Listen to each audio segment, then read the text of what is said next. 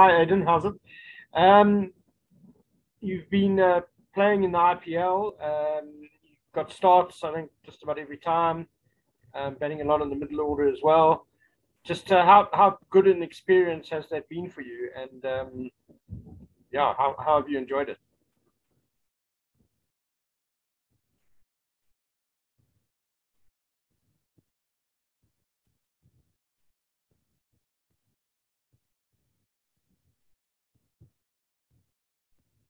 Did anyone hear that question?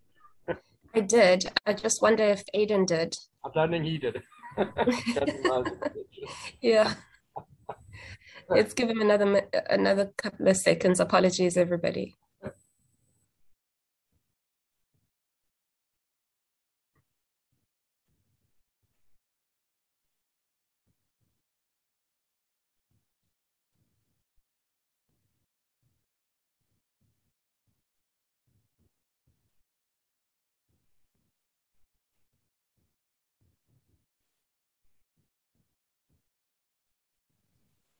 It looks like Aiden's struggling with his mute button. Um,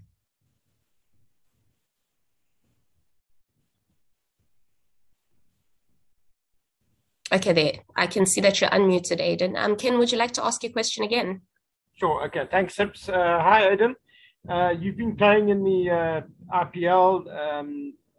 Made starts and I think just about every innings you've played, batting in the middle order as well. Just how good an experience has that been for you, and how have you enjoyed being in the IPL? Apologies, Ken. It looks like he's disconnected. Oh my word. I'm so sorry, everybody. He's just We've had coming off so that he can try to get back on again. we've had hundreds of Zoom meetings. It was bound to happen that one would go wrong. Oh,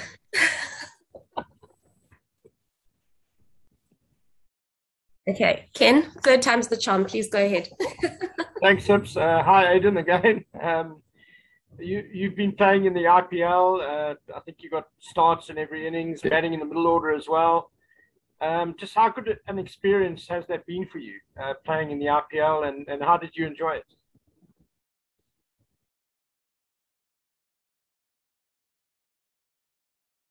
Yeah, it was very enjoyable. Obviously different to how I think a lot of normal teams work, and nice to be able to experience it. I think it was nice to get out in the conditions, yeah, where we're going to play the World Cup. So that was also a big positive, and to play in a slightly or less familiar role for myself was also a nice challenge and a lot of learning that took place. So I think all in all, the trip for the few weeks that I was with the Kings team was a good few weeks. Telford? How's it, Aiden? You're unusually qualified to know what it's like to win a World Cup as a South African. Um, and I just wondered, what are the differences between a junior or an under 19 World Cup and a senior World Cup? You know, the differences, I'm sure, in pressures and media attention and those things. But what are some of the differences from a player's point of view? Yeah, I think that's the first thing that comes to mind is the pressures is obviously a lot more. It's it's quite a this whole tournament or any World Cup is quite a high pressure sort of environment, and ultimately under all that pressure, you need to put performances together as individuals to help the team win, but also put performances together as a team. So that's probably the biggest difference, I would say. I think at under 19 level, there's not too much of that.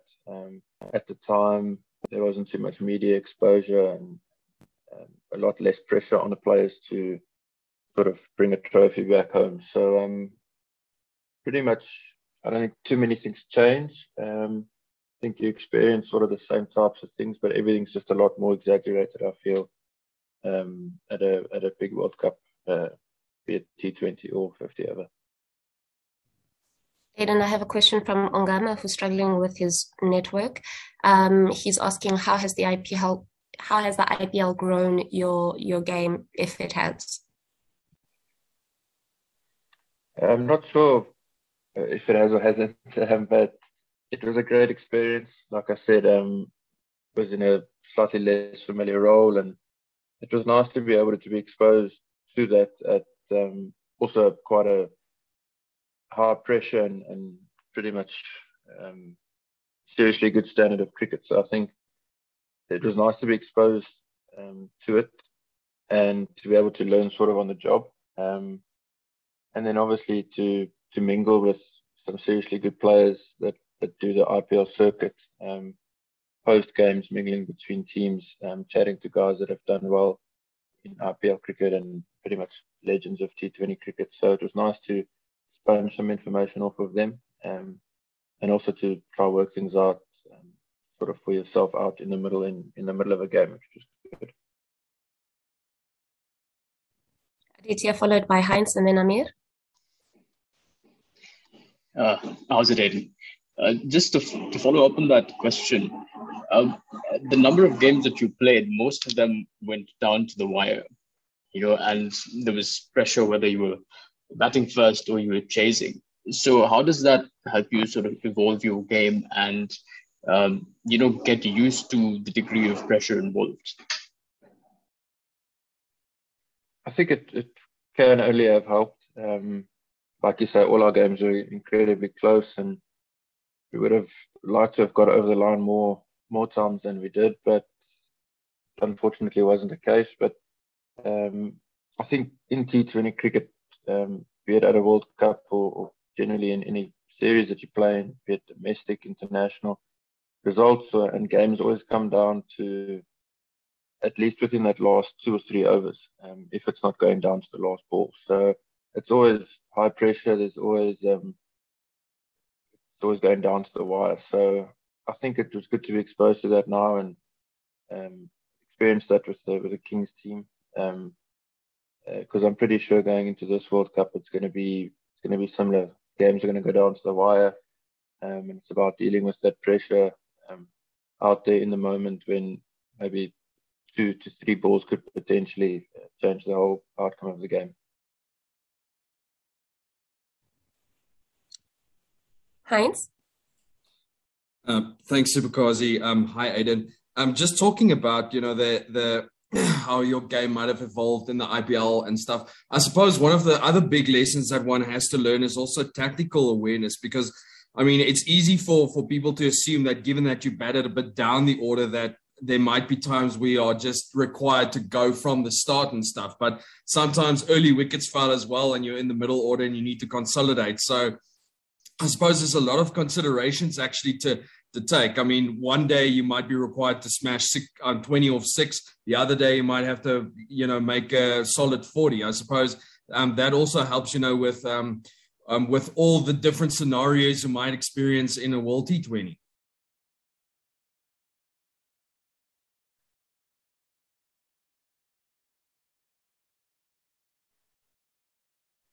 Yes, yeah. I think that's probably the biggest challenge of batting in the middle order, and sometimes you have the freedom to go out and you just have to get on with it.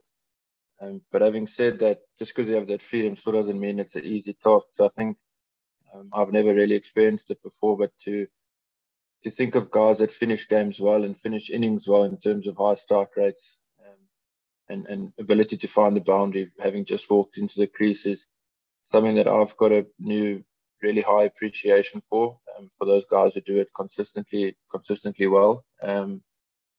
But then you get the other side, like you've mentioned, where you might walk in and a team is 30 for 3 and you need to build a partnership and sort of get to something that's half defendable on the day. So your skill set has to be pretty much one of the two, I would say. And ultimately, none of them are easy, but it's something that does have to get done. So if you're tactically aware, like you mentioned, and generally on the side, we're quite good as a team that we chat often amongst players with the coaches, seeing what's required at any given time, and it changes from over to over. But the communication is always very good, so it makes those tactical decisions quite a lot easier when we're chatting amongst each other like we do.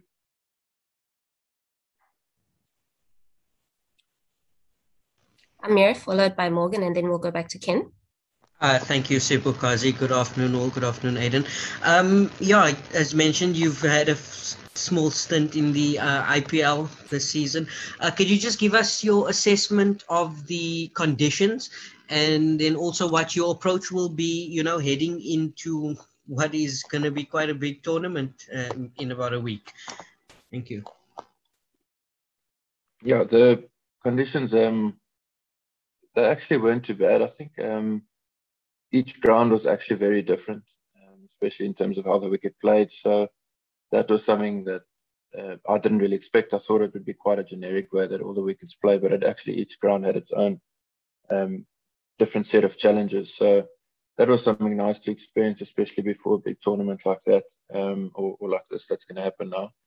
But generally, not the easiest to bat on, but once the batter gets in, I think as you saw during the IPL, he can still win the game and take the game away from the opposition. But generally, it's tougher for the newer batter that comes in these conditions. I think we saw Sharjah probably is the toughest batting wicket at the moment out of the three venues here, which was strange. Obviously, everyone expected it to be a really good batting wicket, but that one's certainly been the toughest. And then Abu Dhabi, by the looks of things, has probably been one of the nicer ones to bat on. So, like I've mentioned, they're all very different, but in the general, taking pace off the ball has been a go-to for a lot of the teams, and bowling the spinners in the right time is a really attacking move. But also, if you go the other way and bowl them in the wrong sort of period of the game, it has backfired on teams. So getting that decision right would be quite important, I think. And then, like I said, teams have used a lot of change of pace in the IPL. That's pretty much it, I think. Thank you. Thank you very much. Ogs, and then Ken. Thanks, Sips. Thanks, Ken. Hi, Aiden. Apologies if this has been asked already, but the news of the last hour or two coming out of South Africa is that the government has gazetted the opening of sports stadiums. Of course, your focus is on the World Cup now, but with quite a big summer lying ahead, a couple of important ODIs and a very big test series, you guys must be happy to have some fans back in attendance when you get back home. Yes, I actually wasn't even aware of that, but I'd seen in the past few weeks there was chat that it was going to be allowed, so that's actually awesome news to hear. I think us as players are always relish playing in front of crowds, and we know the crowds in South Africa support us really well and just really love the game of cricket. So it'll be nice to have them back in the stadiums. I'm assuming it won't be full capacity, but at least some will be a lot better than none. So I think it's a win-win for everyone. It'll be nice for us as players to play in front of crowds again, and I think it'll be very enjoyable for the crowds to get back out into the stadiums and enjoy watching cricket and just ultimately having a good time at the stadiums around the country. Thanks, Aiden. Ken, Percy, I see your hand. Hi, Aiden. Again. 2019 World Cup in England, obviously totally different conditions, different format. But are there any lessons that you guys can take from that tournament? Obviously, it didn't go well, so maybe lessons of what not to do. Off the top of my head, I think first things first is obviously our squad is quite a lot different, and especially in terms of your guys that play key roles and then that start in your 11, it is quite different. So it's quite hard. We haven't had too many chats about that World Cup, to be honest. So off the top of my head, I think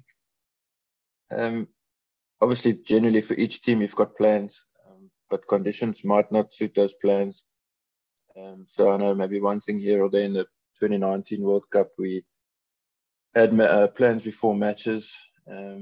Conditions didn't allow for those plans, and we almost didn't have something else to fall back on. So that's been addressed here, and we've got a way of cricket that we'd like to play against each team as well. But if conditions of the day don't allow that, then we have to be a bit more smarter and have another plan to go back on. So developing those plans, but also as players having the skill set to fall back onto something else and trusting in that change of plan has been important. So I think you've seen, I would hope, over the last sort of, call it 12 to 18 months, how the team has certainly upskilled themselves. So it's an exciting time, but yeah, that'll be probably the biggest thing that we can take from the 2019 World Cup. Percy? Thank you so much, Sibukazi. Good afternoon, Aiden. Aiden, can I just ask you maybe the easiest question? Just remind us again, what exactly is your role going to be in the showpiece? Is it solely as a batter, or are you entering this competition as a more of an all-rounder this time around? I wouldn't say I'm an all-rounder. I'll definitely keep working on the bowling side of things, though, and if it's required on the day that there's a role for me to play with the ball, then I'll try my best to be as ready for that situation as I can be. But yeah, I think it'll come down to the day. It'll come down to selection as well. T20 cricket, the best bowlers in the world can travel the distance. So you need guys that might have to bowl the odd over here or there to make up for that bowler. So that would probably be my role, I would assume. But we, in the next few days, have got chats about sort of role clarity and things like that for specifically the World Cup. So I'm assuming we'll cross that bridge when we get there. But yeah, I would definitely not say it's a full all-rounder role, that's for sure. Thanks, Aiden. And I've got one more question from Ongama. What sort of conversations has the team had to try and ensure that we don't find ourselves in similar situations as we did in 2019? I think it's something similar to what Ken has asked. Yeah, well, like I mentioned, the squad is different to what it was in 2019. So we're not bringing too much baggage into this World Cup. So that's a really big positive for us. The guys that are here, everyone's pretty free-spirited and everyone's, I don't think, too sort of phased about being at an event like the World Cup in a good way, I say that. So that's a good thing. Everyone's very calm for the time being so far. And I think that's a good thing going into the World Cup. So obviously we'll try not make the same mistakes that we did in 2019, but obviously it is a different format. We're in completely different conditions, and we've pretty much got a completely different side. So hopefully, amongst all of that, there's some good that can come from the next few weeks. Yeah. Last two questions, Valen, and then we'll close off with Percival. Thank you so much, Sibukazi. Very good afternoon, Aiden. Can you just help us understand what a day actually looks like? There's 12 days before you guys actually play your opener of the T20 World Cup. So what happens like on a daily basis within the team? Pretty much training every day. I think there's 2 warm-up games that are scheduled as well. So often guys will have gym sessions, either side of training. So if we've got an afternoon training, guys will be in the gym in the morning and then head to training in the afternoon. It's actually quite hot here still. We thought it would have maybe cooled down quite a bit, but it's still extremely hot. So when we're not busy training or anything like that, then it's really about resting, doing a lot of recovery work and mingling just with each other, sort of having dinners and just catching up, because it's pretty much a full squad together. I think we're just missing 3 guys now, so it's nice for everyone sort of to touch base again and catch up and have the friendship side of things involved as well, and it's not just work the whole time. So I hope that helps and answers your question. Thank you. And Percival? Thank you again, Sibukazi. Sibukazi, Aiden, sorry. I just want to ask a similar question to what Valen asked you, perhaps, but slightly different. We're still not living in normal times. Maybe just give us a bit of insight into how you guys have to prepare. And do you think this World Cup will be normal for you guys taking part? I'm not even sure if there's going to be full capacity crowd and stuff like that. Just give us an idea of what the circumstances are going to be like. Yeah, well, I mean, we are still in a bubble, and the bubble is quite strict as well. But I think we're pretty much used to it by now. It almost feels like the norm. in terms of training, we get an allocated time per day to practice, and normally outside of COVID, they'd be quite lenient with that if we went overtime or came slightly earlier. But with COVID, it's a lot more structured. I think they'd obviously have to clean up and get things sanitized before the next team practices. So that's quite a strict schedule. So I think structuring trainings has become, or was a challenge initially. I think we've nailed that as from a management side, definitely nailed that. And in terms of the games of the World Cup itself, if I'm not mistaken, I think there's quite a high percentage of people that are going to be allowed into the stadium to watch. So there's definitely going to be decent sized crowds, which is exciting for us. So I think that'll give the World Cup as much of a normal feel as possible. Obviously, you won't have 100%, but I think, if I'm not mistaken, up to 75%, maybe, if I'm not wrong, can come watch. So that'll make for a great vibe. It'll create a good atmosphere. It'll obviously bring some more pressure and the adrenalines that are associated with the World Cup. So that'll be, will make it as normal as I would say usual, if that makes sense. Thanks so much, Aiden. And yeah, just to confirm that it is 75% crowd attendance for the T20 World Cup. Thank you.